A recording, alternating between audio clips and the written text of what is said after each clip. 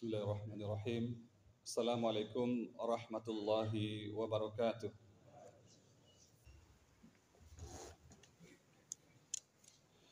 Innal hamdalillah nahmaduhu wa nasta'inuhu wa nastaghfiruh wa na'udzu billahi min shururi anfusina wa min sayyiati a'malina. May yahdihillahu fala mudilla lahu wa may yudlil fala hadiya lahu. Ashhadu an la ilaha illallah wahdahu la syarika lah wa ashhadu anna Muhammadan abduhu wa rasuluh. Allahumma salli wa sallim ala nabiyyina Muhammad wa ala alihi wa ashabihi wa man tabi'ahum bi ihsanin ila yaumiddin. Qala Allah Ta'ala fi kitabihil karim, a'udzu billahi minasy syaithanir rajim. Ya ayyuhalladzina amanu taqullaha haqqa tuqatih wa la tamutunna illa wa antum muslimun.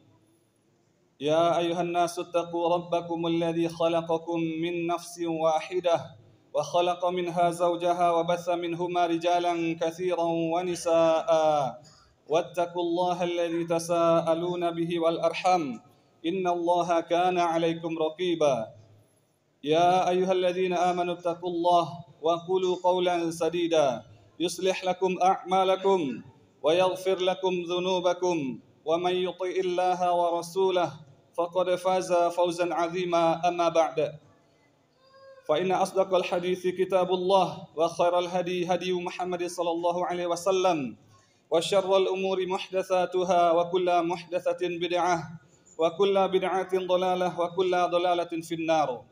معاشر المسلمين أوصيكم ونفسي بتقوى الله فقد فاز المتقون. Para jamaah yang dirahmati oleh Allah Subhanahu wa taala.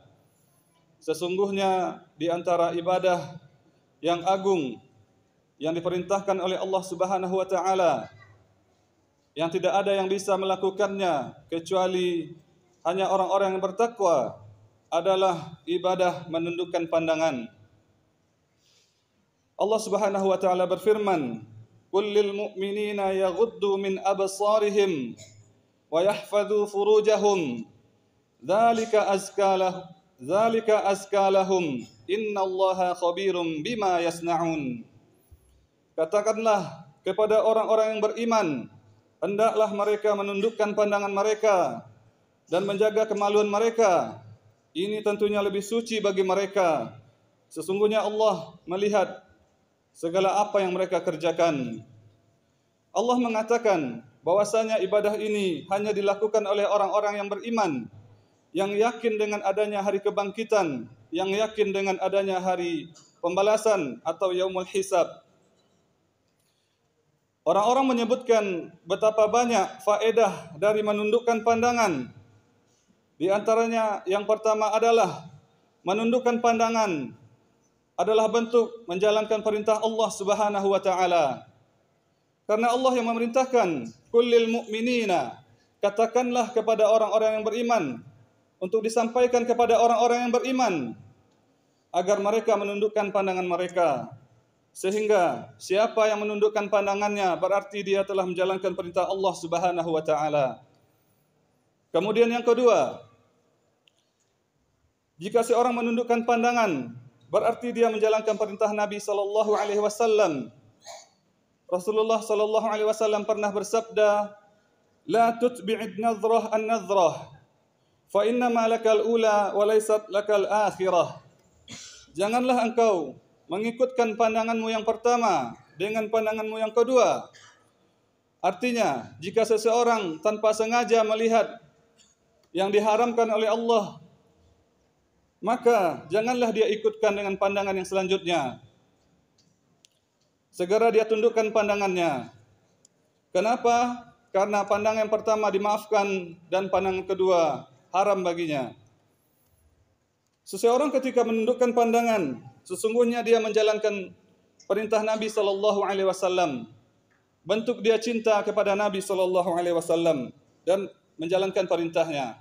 Kemudian yang ketiga, orang menundukkan pandangan, hatinya akan menjadi suci. Kata Allah Subhanahu wa taala, "Dzalika azka lahum, innallaha khabirum bima yasnaun." Jikalau mereka menundukkan pandangan, itu lebih suci bagi mereka. sehingga mereka lebih khusyuk dalam beribadah, sehingga dia lebih jauh dari kemaksiatan, lebih suci sehingga mereka lebih sering mengingat kepada hari akhirat. Kemudian faedah yang keempat, bahwasanya orang yang menundukkan pandangan adalah orang yang berakhlak mulia. Akhlak mulia bahkan telah diketahui oleh orang-orang jahiliyah. Antara seorang penyair jahili yang hidup sebelum masa Nabi sallallahu alaihi wasallam pernah berkata dalam syairnya, "Aghuddu tarfi ma badat li jarati hatta yuariya jarati ma'waha." Aku tundukkan pandanganku ketika istri tetanggaku lewat di depanku. Terus aku tundukkan pandanganku sampai istri tetanggaku masuk ke dalam rumahnya. Artinya, dia tidak melotot dan melihat istri tetangganya ketika lewat di hadapannya, karena dia tahu bahwasanya itu adalah adab yang buruk. Bagaimana dia membiarkan matanya melihat istri orang lain. Ma'asyiral muslimin. Kemudian faedah selanjutnya, jika seorang menundukkan pandangan akan meringankan hisabnya di akhirat kelak. Di antara yang akan dihisab pada hari kiamat kelak adalah apa yang kita lihat. Kata Allah Subhanahu wa taala, "Innas sam'a wal basara wal fuada kullu ulaika kana anhu mas'ula." Ketahuilah bahwasanya pendengaran, penglihatan dan hati semuanya akan ditanya oleh Allah Subhanahu wa taala. Apa yang kita lihat akan dihisab. Sekian banyak yang kita tonton akan dihisab oleh Allah Subhanahu wa taala. Semuanya akan dicatat oleh malaikat dalam catatan amal. Kemudian, jika seorang menjaga pandangannya, maka akan meringankan hisabnya. Justru yang tercatat adalah amal-amalan soleh. Karena setiap pandangan yang dia tundukkan akan mendapatkan pahala di sisi Allah Subhanahu wa taala. Kemudian, di antara faedah menundukkan pandangan adalah Allah memberikan cahaya bagi hati seseorang. Dan ini adalah faedah yang disampaikan oleh Imam Ibnul Qayyim rahimahullah, karena ketika Allah Subhanahu wa taala menyebutkan dalam surah An-Nur tentang kewajiban menundukkan pandangan, "Kullil mu'minina yaghuddu min absarihim wa yahfadzu furujahum." Kemudian setelah melalui beberapa ayat Allah berfirman, "Allahu nurus samawati wal ard, mathalu nurihi kamishkatin fiha misbah." Allah adalah cahaya bagi langit dan bumi. Lantas kemudian Allah sebutkan perumpamaan tentang cahaya langit, tentang cahaya dalam hati dan dada seorang mukmin. Ibnu Qayyim mengambil faedah bahwasanya menundukkan pandangan menjadikan hati seseorang mukmin bercahaya. Semakin kuat imannya, karena setiap pandangan yang dia tundukkan akan menambah ketakwaannya kepada Allah Subhanahu wa taala. Kemudian selanjutnya di antara faedah dari menundukkan pandangan adalah seorang bersyukur kepada Allah Subhanahu wa taala dengan menundukkan pandangannya. Kenapa? Karena setiap nikmat yang diberikan oleh Allah harus kita gunakan dalam ketaatan dan bukan dalam kemaksiatan. Dan hal ini sangat sedikit orang-orang yang bersyukur kepada Allah dengan menjaga pandangannya. Buktinya Allah berfirman, "Qul huwallazi ansha'akum wa ja'ala lakumus sam'a wal absara wal af'idah, qalilan ma tashkurun." Dan dialah Allah yang telah menciptakan kamu dan menjadikan bagi kamu penglihatan, pendengaran dan hati.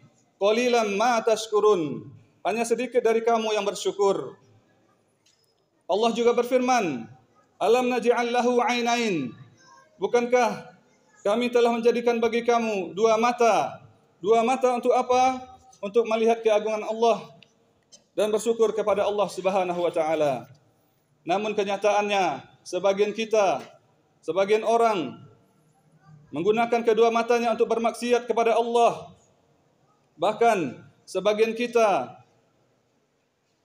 duduk berjam-jam melihat hal-hal yang diharamkan oleh Allah Subhanahu wa taala tanpa dia pedulikan, tanpa dia mengingat akan hari kebangkitan. Berjam-jam dia duduk menonton hal-hal yang diharamkan oleh Allah Subhanahu wa taala. Sebagian kita ada yang menyisihkan waktunya untuk bermaksiat dengan kedua matanya, dengan melihat tontonan-tontonan yang ada di internet. Dia tidak sadar bahwasanya setiap hari dia telah menambah hisab buruknya. Bayangkan jika seorang setengah jam saja duduk nonton hal-hal yang diharamkan oleh Allah. Bayangkan bagaimana kalau seandainya sudah setahun, sudah 10 tahun, sudah 20 tahun, tiba-tiba dia dikejutkan pada hari kiamat kelak. Ternyata isi catatan amalnya adalah melihat aib orang lain, melihat maksiat, melihat hal-hal yang diharamkan oleh Allah Subhanahu wa taala. Semoga Allah menjaga kita dari hal-hal yang diharamkan oleh Allah dan mengampuni segala dosa kita. Aqulu qauli hadza wa astaghfirullah li wa lakum wa lisairil muslimin innahu huwal ghafurur rahim.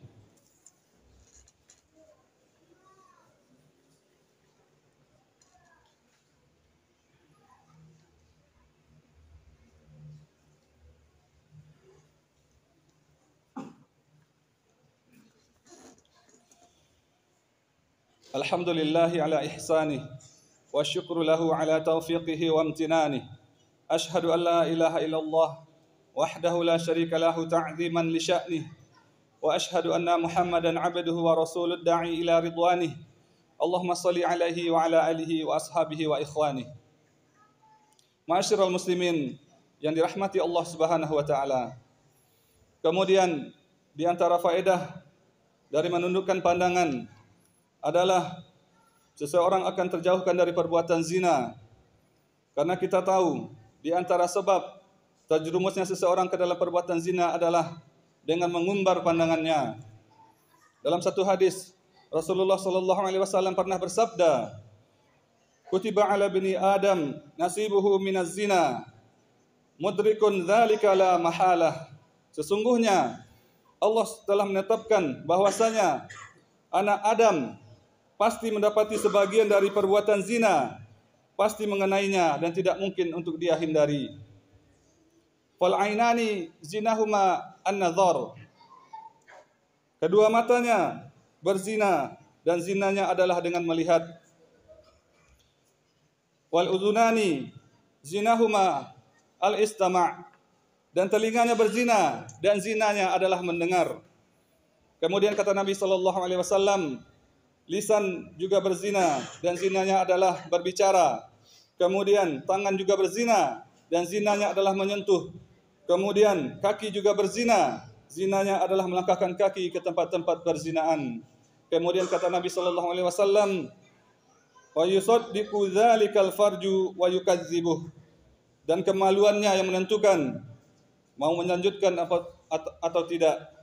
Artinya Nabi sallallahu alaihi wasallam menjelaskan bahwasanya akan ada suatu masa di mana kita tidak bisa menghindar dari hal-hal yang mengantarkan kepada zina. Di antaranya memandang setiap aurat wanita yang tidak halal untuk kita pandang, kita lihat, maka itu adalah perbuatan yang mengantarkan kepada zina. Sekarang setiap orang memiliki handphone, mudah baginya untuk terjerumus kepada zina dengan melihat tayangan-tayangan yang tampil di depan matanya.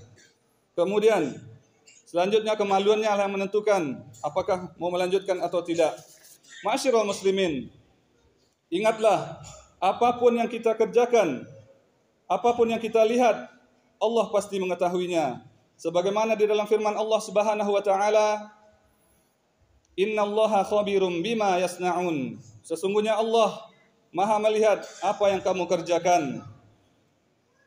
Selanjutnya kita berdoa kepada Allah untuk berlindung dan menyelamatkan kita dari fitnah-fitnah yang tampak dan yang tersembunyi. Semoga Allah memberikan hisab yang mudah pada hari kiamat kelak. Semoga Allah mudahkan kita untuk masuk surganya.